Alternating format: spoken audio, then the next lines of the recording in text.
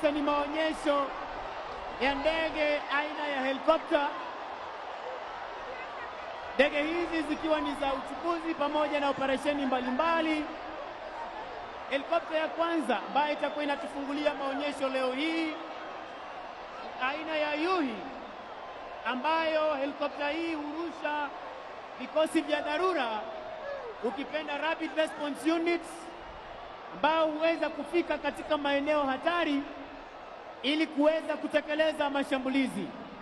Kama tunavyoona kutoka upande wa kushoto, rubani huyu akiwa ndege hii ikiwa chini ya crew captain Meja Mugendi akisaidiwa na Captain Mwangi, wakiwa wanabeba ujumbe spesheli kwa Jamhuri ya Kenya.